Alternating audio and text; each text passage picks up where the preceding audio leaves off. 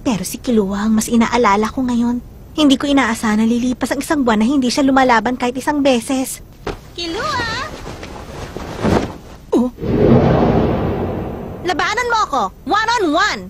Anong nangyari sa mukha mo, Kilua? Ito, special training, Kibiske. Special training? Bakit parang may nambuli sa'yo? Naiintindihan mo na ba ang tunay mong kahinaan? Masyado kang mabilis sumuko. Masyado kang nag-iingat sa isang laban. Masasabi nating may ugali kang minamalit mong sarili mong kakayahan. Kapag naharap ka na sa isang kalaban na iniisip mong mas malakas, hindi ka lumalaban para manalo, kundi para tumakas. Alam kong hindi mo kasalanan yung nagkaroon ka ng ganyang pag-iisip. Kasalanan niya ng sino mang nagturo sa iyong lumaban.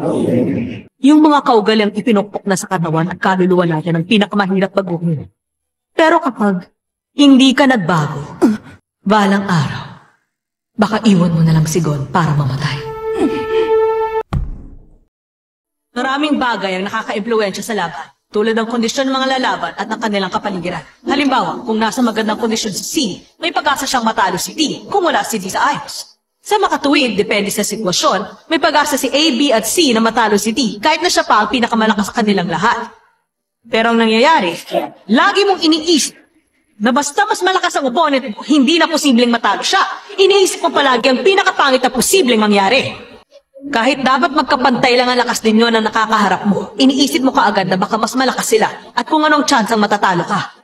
Kapag mas malakas naman ang nakaharap mo, isusuko mo agad ang laban. Hindi mo na naiisip na may mga paraan para manalo at hindi lahat dinadaan sa lakas. Pagtakas lang ang nasa isip mo, kaya doon pa lang, talo ka na. Para mabago mo ang ganyang negative programming sa utak mo at makadevelop ng panibagong pananaw, hindi ito magiging madali. Pero walang ibang makakagawa nito kundi ikaw. Ang may papayo ko sa iyo.